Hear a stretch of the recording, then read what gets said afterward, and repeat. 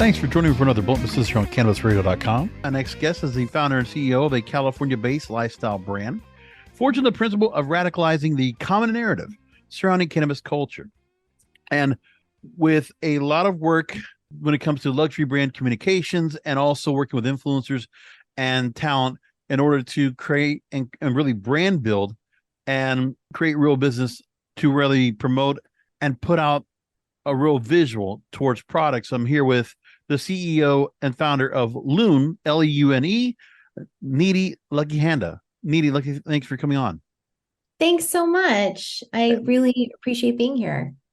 Absolutely. So now I want to just get the tie-in because what you did, we were just getting on and talking to you before we got on about the fact that you did work with talent, you worked with influencers, and you were tying in together the right spokespeople to partner, to pair up with the right brands, the right products. So talk about what that experience that you did in terms of working with talent and doing brand building and marketing in that sense, that was the onus for Loon. Yeah, for sure. And, to be honest, the real sort of experience where I cut my teeth with brand was earlier in my career. I worked in my family's business, luxury, very high-end jewelry and watch brands. And we worked with over 200 different brands. If you think about anything from Rolex upward into the upper echelons of Swiss watches that cost, ungodly amounts of money, really amazing exercise in learning about marketing and brand segmentation and, consumership. Why would a consumer walk into a store and see 200 brands of essentially a thing that does the same thing and be drawn to one over the other? So, that was kind of my early background, and working in talent management and in particular brand building. That was a really interesting exercise because that's looking at a specific personality. It was sort of at the time when YouTube creators were becoming a thing. And all of a sudden there were these individuals who suddenly had millions and millions and sometimes billions of views on their channels that were just beginning to be monetized into, AdSense revenue from Google. But the question was now, what do I do with this? How do I turn this into a brand? What does it look like? What does longevity look like? So, brand in general has always been a thing that really interests me and seems to be a focal point in my career. So when I saw the emerging recreational market in California, it was it certainly wasn't very premeditated.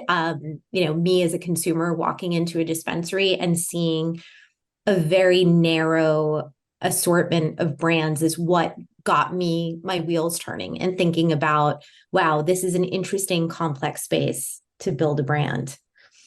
Now, just from your Instagram, I look at and I see where Loon really does target towards really, I feel like it's a very young demographic, a very hip demographic. And it's kind of hard just to try to identify what that is these days, because, unlike other generations, for Gen Z or even for millennials, we had particular styles and schematics that really identified a generation. But those generational barriers, those are gone. I feel like we're going to get an amalgamation of different styles, whether it's very kind of classic or vintage kind of look to it, retro, if you will. And there's really not been anything that really comes out and identifies. So when you put your products out, when it comes from the branding, the packaging, and the marketing of it, take me what it takes into account, what you're doing and the research you've done to try to find out what the Loon brand should stand out and look like. Yeah, it's a great question. And so much of it is really relying on both intuition and other industries, because cannabis is so unique. And, in that, it's not federally legal. It's regulated or legalized on a state by state basis, which means there are these bizarre silos in place, which also means that the rules are different market to market, for what you can say, what you can do, what the packaging can look like, what the aesthetic can be, what products you can sell. So there's like just this myriad of complexity. So by the time I think most brands think about the consumer, it's like, way down the line. It's like, first, okay, how do we tackle all these regulatory complexities, and what colors are we allowed to put on the packaging? And then it becomes, oh, who's the consumer again? And for me, being having a very strong marketing and brand background, the first questions I was asking was, who's the consumer? Who am I interested in targeting? Like, what do I believe in? Who am I interested in? And a couple of those, really, like, from the jump, really interesting data points for me were, okay, the data suggests, and data can be very misleading, as we all know, that early regulated cannabis is largely male consumed. So if we look back to 2017, 2018 California, the statistics were leaning very male. And, if you kind of like to look a little further, look a little deeper into that, it doesn't take a lot to kind of realize, hey, well, there's a socialization problem here. And this is important for consumership and brand building, and also just like, basic brand tenets of like understanding who's actually consuming your product. In cannabis in particular, there's often a distinction between who's engaging in the act of buying the product and who's consuming it. Meaning, I'm a woman who grew up in this country. I've been smoking weed since I was a teenager, far before it was recreationally legal. I was socialized that my boyfriend or the guy goes and deals with a drug dealer. And that is a thing. That's a thing that women have been socialized to believe forever, that's how we get our weed. So when you look at the data, and the data suggests that it's a very male dominated industry, that's misleading, because the female consumer, and my conjecture from the start has been, no, I think women are consuming just as much as men. We don't show up in the data, and therefore the brands that are being built are seemingly being skewed very masculine. And in starting this company, I was taking a bet, right? Like, everybody's taking a gamble when they start a company. You have to believe, you have to be drinking your own Kool-Aid. Otherwise, what are you doing, right? And my Kool-Aid was, hey, I believe that this industry is going to become and evolve like any other CPG industry. I believe that consumables should not be gendered. And further to that, I think that the reason that women pay the pink tax in the drugstore is because products are gendered. We know this. We know that, a pink razor costs more than a black razor in the drugstore, just because of the color of it and all of these extra taxes that are applied. We also know that if we look to some of the more comparable, and there's really nothing comparable to weed, but if we say, okay, alcohol, tobacco, or any of these sort of vice industries are somewhat similar from a branding perspective.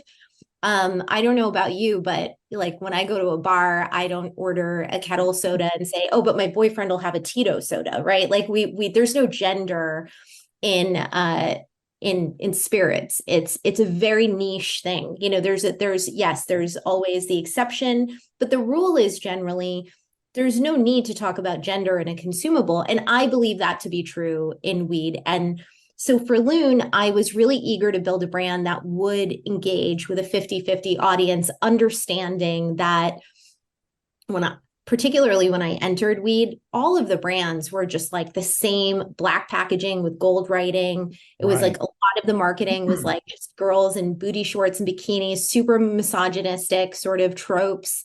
A lot of that has gotten better, but it's still there. We see it a lot, particularly in younger, newer markets. But well, because they think that the same marketing works all the time. There are some real traditional tropes that are out there that just do not change. No one's evolving. And that's the part of this issue here. When I look at what you have with your packaging and what you do right now, the packaging is very neutral, very neutral colors. everything across the board. It's just to feel very, it does feel like it's trying to be very much a universal feel to a brand, a universal to it, and also neutrality where no one's going to feel any kind of indifference at all about what they're picking up, that it's not targeted for one or the other. But that's what you have to do too, because of where people are very conscious about that more than ever. And that's part of the thing where you're doing that, it makes sense. But also in the same vein, it's what is that something that you're starting to feel like, is that because of what you feel like internally as a company, that's what you want to be doing, that's how you should target? Has that been something that you've been getting as a feedback from the customers? Oh, it's fortunately for us, it's been both. It started as a very pointed agenda from me, which was, hey, like, I think that we underestimate men and how much they want aesthetic products. And if we look to actual data and actual brands that men consume, like particularly look to, DTC brands that have really taken off in the last 10 years, men like aesthetic products. Like, I think it's this weird misnomer, misunderstanding that, that women like aesthetic and men just want sort of analog tropes. And we are, I think, real proof of that. So if I was targeting a 50-50 consumer from the beginning in an industry that does not look like that, the majority of brands are catering either 80% plus to men or 80% plus to women. We consistently see today, like we look at sales data and whatever demographic data we can get. Now we're in 6 markets, so we can see like a smattering. We also look at our social media data and who's actually reading. Right. And overwhelmingly, we're generally skewing 53% male, 47% female. Yet I consistently sit in rooms with male executives in our industry who keep telling me what a beautiful female brand I've built. Like there is definitely a synapse between, I think, what people think and how the consumers behave, which is just part of a bigger issue of, we all need to be doing a better job of paying attention to the consumer, because the consumer speaks with their wallet. And ultimately, in any industry, whether it's cannabis or anything else, if you're dealing with a consumer product or good, you should be thinking about that person. So, at Loon, we've spent far more time thinking about consumer, like preferences relative to product assortment, relative to flavor, relative to use case. Like, when are people using certain types of products? When is a consumer using a pre-roll versus rolling their own joint from jarred flower? When is a consumer using a disposable vape versus a 510 card? Asking these questions lead, in my view, to making smarter and better products and also understanding how to market them. Well, let me ask you this, Nidhi, because of where we were going in this conversation. We're going to go on a commercial break. When we come back, I'm going to be back here with Nidhi Handa, founder and CEO at Loon. Website is leune.co. Take a look at it as we go to commercial break. Rolling into some sponsors, but we'll be right back with more Blunt Business. Welcome back. I'm here with Nidhi Handa, founder and CEO at Loon, LEUNE, and added.co for the website. I want to go back and just take one. There's a program they used to produce on another network that's part of the company that I work for. And we used to do a show, it was called Purse Strings. It was a Marketing the Women podcast. And one of the things that our host, I worked with her for 10 years, and one of the things she always mentioned on every time of her show was that women are the most powerful, or the powerful majority in the country, in the USA, comprising 51% of the population and in charge of 80% of all the spending. And the number continues to grow. So my question is that while you're doing the approach here, does it make sense that while you are, like, more women are accepting in the product, you said 53-47 split, that if you are putting products that are much more pliable to women and much more appealing to women, to where men can also be appealed to, is that part of the approach as well, where it is more centered towards women, but men should also not feel anything where if they're picking it up themselves, they're also accepting of whatever the packaging and the marketing is, because still at the end of the day, it's the product itself that's going to sell itself? Yeah, I mean, I think that's where I started. And now what I've learned 5 years in is that actually, because we hit certain markers, so for example, our products are high potency. We know that men in particular tend to look at potency as a marker when they're buying products, particularly when they're shopping online on an online platform or in a dispensary that displays things like potency as a variable. So I think when I started the brand, I thought exactly what you said. We'll build a brand that looks very aesthetic that women will like because, and by the way, that was part of my pitch deck. Women make 80% of the spending decisions for the American household. If they're going to buy the beer and the clothes and all the other stuff, why are they not going to buy the weed, right? And what I've learned 5 years in is that that was really underestimating the male consumer because the male consumer cares about aesthetic, likes the right, like there's nothing overtly female about the marketing or branding other than the fact that it's colorful and aesthetic and color blocked. There's nothing overtly female. I'm very particular about using a complete 50-50 split in terms of models that we use in shoots. We always have men and women equally represented the same way that we represent as many races as possible. I'm all about, representation at Loon. It's a big part of the company. And, so I think it's interesting because the thing you said is exactly what I thought. And what I've learned is something, far, very, very interesting about the male consumer, which is exciting. Now, what you're doing is you're taking this new approach, this evolved approach from the beginning here, and you're making a national cannabis brand. That's how you position it as. So you've already moved into you said 6 markets so far. That is California, Arizona, Maine, Missouri, New Mexico most recently, and Montana. Correct. As you're doing Montana this, actually is our newest. Montana just launched last week. Oh, so. I'm sorry. Okay. Well, I saw the story about New Mexico and realized Montana's also launched as well. That's great. Yellowstone country. But now what I wanted to go and ask you now is about how the positioning of this as a national cannabis brand, because eventually we will get to that day where, Loon products will be available in 50 states, hopefully, or as many as possible based on legalization. And when that happens, whenever that's supposed to be, but you took the approach of going for this as a national brand and making sure that there's consistency across the board.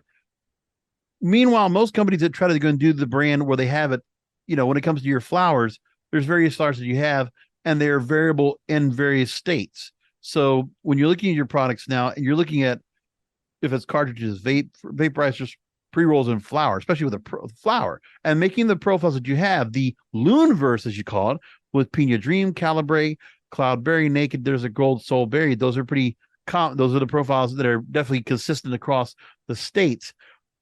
Talk to me about what it is that has been able, that you feel like you've been able to go and find the secret sauce to be able to replicate in markets when you can't just put it and just distribute, put it in trucks and move them from state to state until we get the legalization.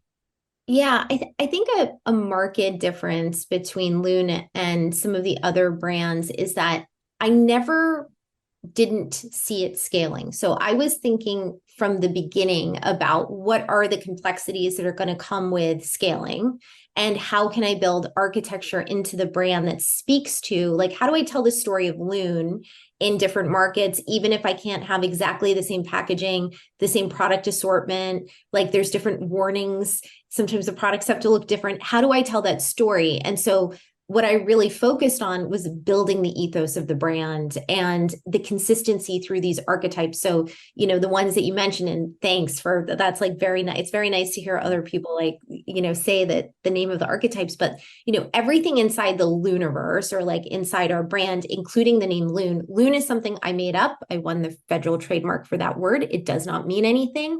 Right. It is truly like my intention was I want to build a brand that is synonymous with weed and that won't have any IP issues because, and right now I think we're watching a lot of that unfold in our industry. But that should be the basic of building any brand, regardless of what it is, particularly in this country. And then secondarily, this idea of like, okay, now inside the architecture, what are the things that I can own? And so all of those archetypes only exist inside Loon products. So, all of these words that Soulberry, Desert Gold, Caliber, all these things, these are all trademarked in every state. They're all part of our brand. So if a consumer goes into this to a store and says, hey, what do you have that's purple haze, right? It forces the bud tender to present them with whatever they have that is that strain. Now, if a consumer goes into a store and say, hey, what do you have that's Soulberry? That only exists inside Loon. So whether that is a vape cart or rosin gummy or a pre-roll, right?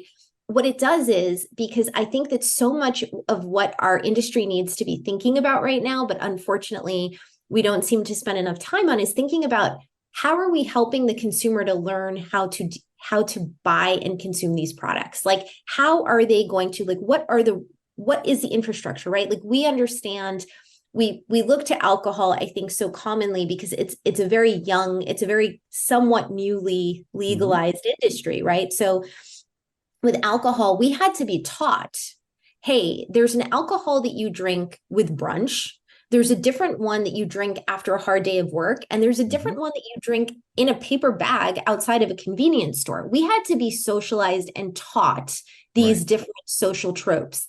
Similarly, in cannabis, I think a big challenge that we should all be like welcoming with open arms is helping the consumer to understand where, when, and how they should consume, or slash listening to them to inform how they are consuming when they are consuming. So, for example, vaporizers. I think vaporizer is a really interesting category that continues to be a very strong, if not the strongest category in every market, particularly when it becomes newly recreational. And I think it's very clear to me at this point that the reason is discretion. You hear it again and again and again in new markets.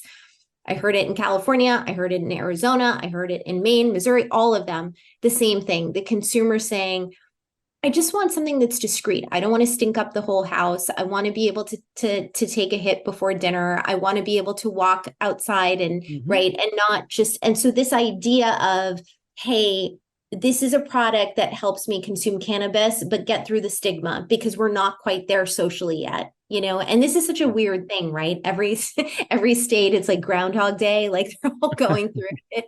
Well, yeah. And part of it is, you just got to be able to get and say, okay, I want to be able to hit a vape or take a gummy, something that'll tide me over in the time, whatever it is, for whatever reason. I want to be able to have that feeling, have that high, just feel that moment right there for where I'm going to go and jump into, have that.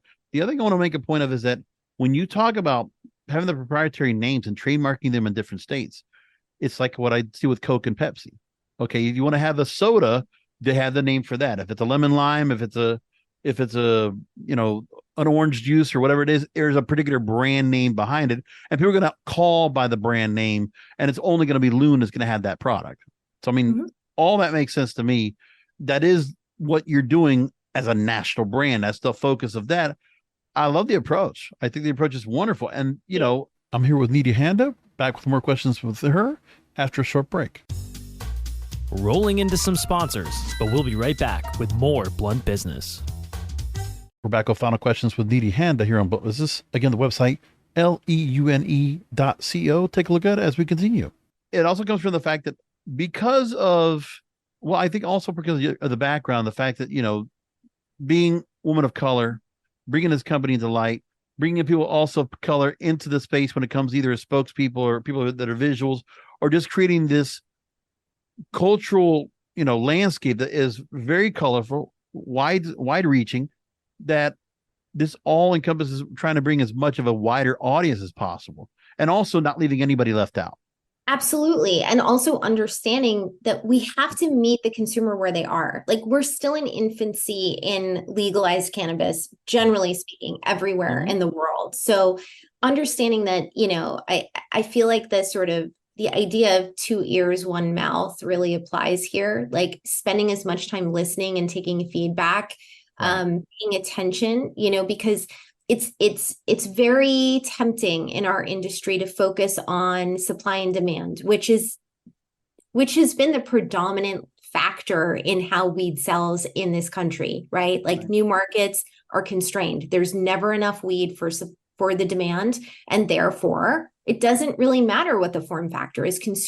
There's more demand than there is supply. So by the time most people start thinking about the idea of use case or, the things that we're talking about, brand segmentation, the architecture of the brand, they might be losing consumer retention because they forgot to build the brand. They forgot to build the thing that the consumer would latch on to. So, if we think about the way we consume any product, right, we tend to be quite passionate. we might not describe it that way, but like if I think about, going to Whole Foods and what kind of almond milk I don't buy almond milk unless I find the one that I want. Like I have a very specific need. Now, I wouldn't, like say that I'm passionate about almond milk, but that's my behavior. My behavior is very specific. And I think that if we really look at consumer behavior in most consumable areas, people tend to behave that way. And if we want that kind of retention, we want that kind of loyalty from a consumer, we have to show up and give them something worthy of them being so loyal to us. So it's an interesting push-pull, but I love working in this industry. I always say to my team and to folks in the industry, we're so lucky. The best behaved part of everything that we do is the consumer. They're so excited and happy and ready. And like, what a cool thing to be able to work in an industry where you're bringing so much joy to people. But often that gets overshadowed by the complexity of the regulatory environment, strained raw material market, whatever it is. It's part of it is what the MSOs are going to be doing. They're making mass produced brands, high supply and demand products, looking for something that might be just familiar that just works for them. But meanwhile, an operation that is independent, that is craft cannabis, I always like to call it it's the ones that they get the ideas. Like you're giving more specific products, more attention to detail, more attention to the product itself. It's, addressing the signal, not the noise. That's what I look at it as well. And it's really what you're doing there. And that's what makes products like Loon stand out. So let's go and go people to the website again. Website is Loon, LEUNE.co, LEUNE.co. And again, products are available right now in dispensaries, California, Arizona, Maine, Missouri, New Mexico, and Montana. And that's going to take people to the website. And if you could give me a little bit of idea of just some of the products that you really have stood out for you, as we mentioned, in the program. Products do vary by state, by the way. But in California, you had the full product. It looks like the West Coast states always have more of the products available when it comes to cartridges, pods, packs of pods, vaporizers, all in one, pre-rolls, edibles, and flour. So if you can, take me through a little bit of the flavor profile and just some of the products that people can go look for themselves online or in the stores. Sure. Vaporizers are generally available in all of the markets that we're in. There's no exceptions to that. I think I'm racking my brain, but no, they're available everywhere. As are pre-rolls for the most part. Pre-rolls are everywhere at this point. Right. Jarred flower, close behind, and the gummies are the newest addition to the Loon lineup. By new, I mean we've had them online for about a year and a half. It's in California. It's a rosin gummy. I am very passionate about that product. One of the problems that I was really interested in solving for was that same story every consumer tells you, which is, oh my God, I went to a party this one time and I ate this brownie and I couldn't see straight for 3 days. And, in the industry, and as you, of course, would know, that's really like speaking to the dosing problem. Early weed days, there was no conception of dosing.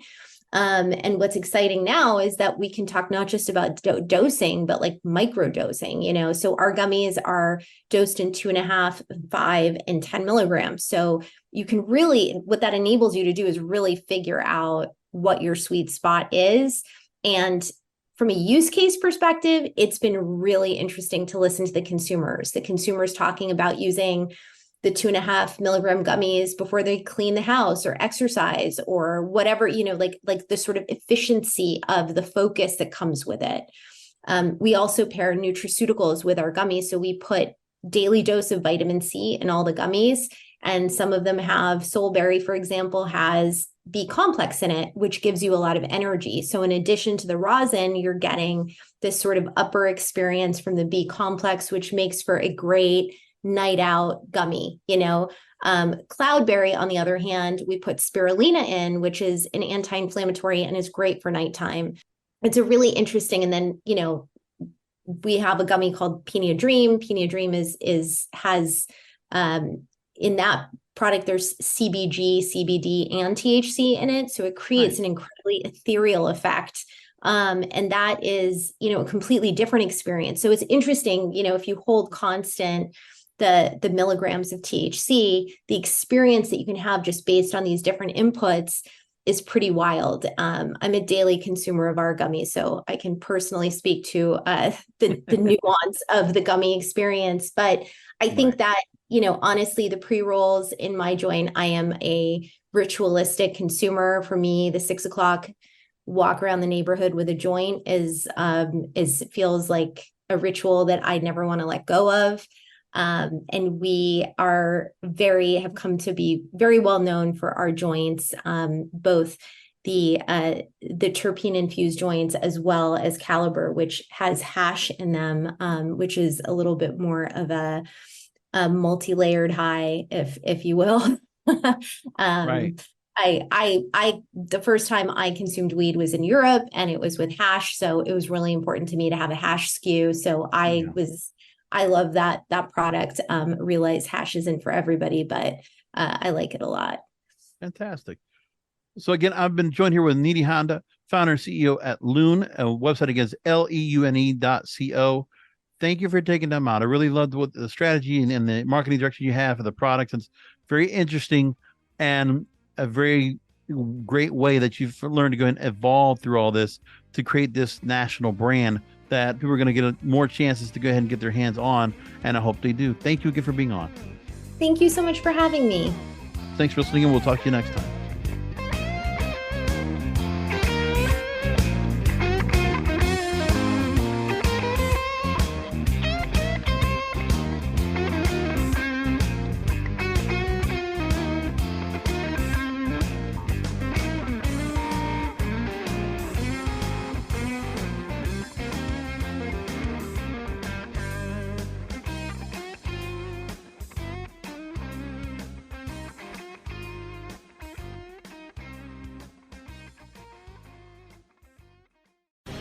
The opinions expressed on this CannabisRadio.com program are those of the guests and hosts and do not necessarily reflect those of the staff and management of CannabisRadio.com. Any rebroadcast, republication, or retransmission of this program without proper consent is prohibited.